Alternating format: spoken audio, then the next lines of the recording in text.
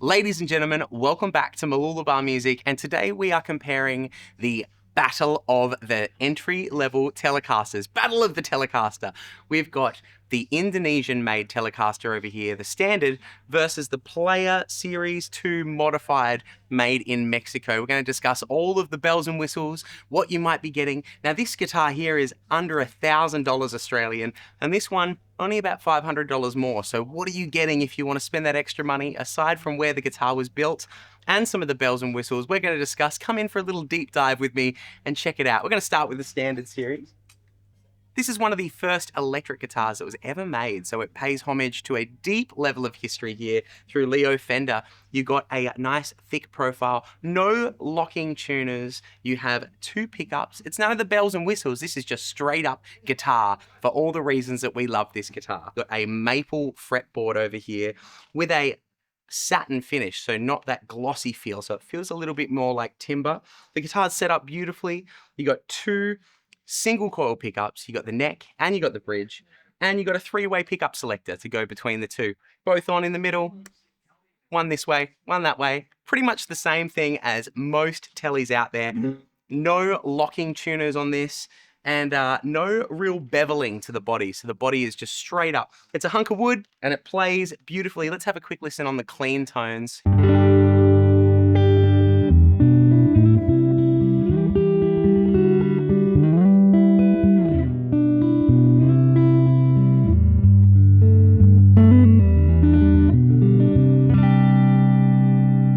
Really nice, warm sort of sound. One of the things you do notice about the Teles is they are a bit of a noisy pickup. They're noisy. The single coils make a bit of noise, and we can discuss some of the things you can do to alleviate that with this next guitar. But this guitar's all that and more. Let's listen to the bridge pickup.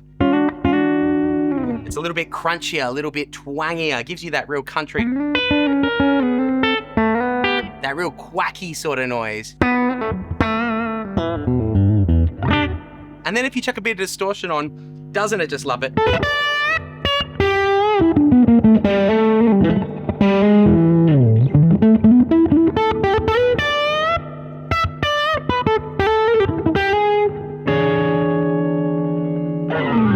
The classic Tele sound that we all know and love.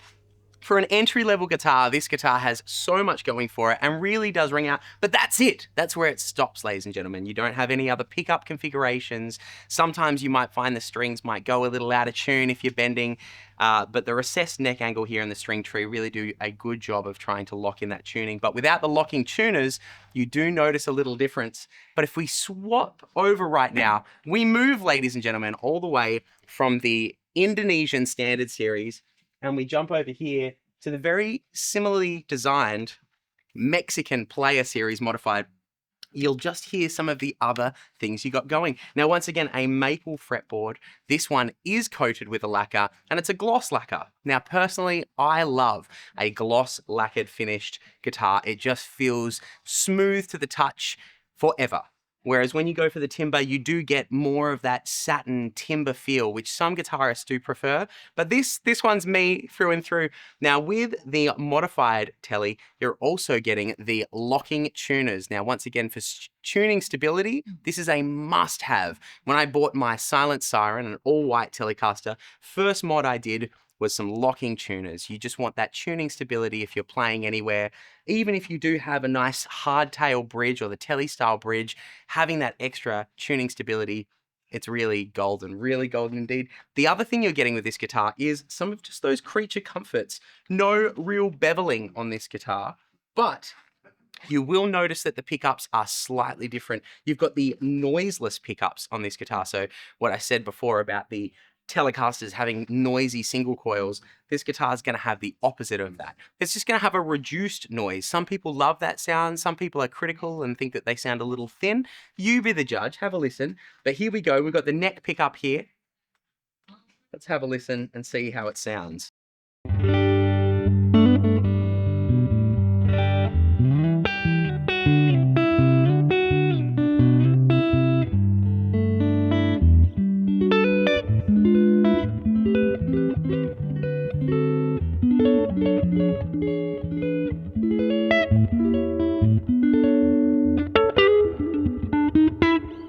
That's your classic neck pickup with a little less of that hum. Here, there's less noise coming from the amp with that. You got more of the true tone of the pickups.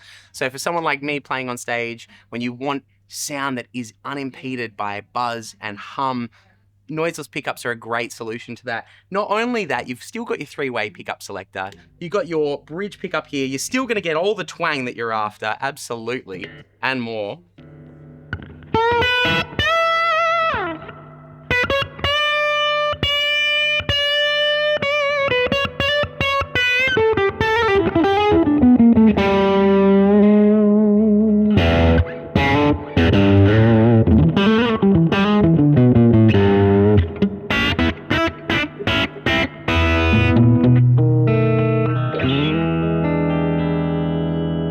Now the noiseless pickups, they absolutely love the gain. They really do, they go really well. The last little trick in the book that this guitar has, that the other guitar does not have, is the ability to switch the phasing from parallel to series. So now, when you are in that middle position, you might have both of them on at the same time and you'll have a distinct sound. It'll be a combination of that neck pickup with the bridge pickup, which will give you some clarity and some body.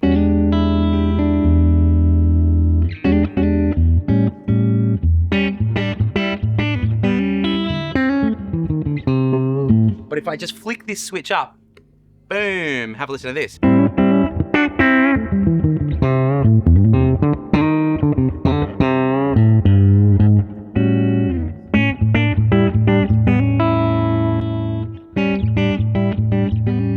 Do you hear the difference? It's very subtle, but when you flick it between, you almost hear a bit of a gain boost. You hear a little bit more volume and output. So in terms of guitars, these two are both wonderful additions. If you want an entry-level Telecaster, both of these are wonderful options, and both sitting under the $2,000 price point, $1,000 Australian for this one, and about $1,500, maybe a slightly bit more for this one. But if you are willing to spend the money for the upgrade, some of the upgrades that you can find are the locking machine heads. They're going to set you back a couple of $100 at least.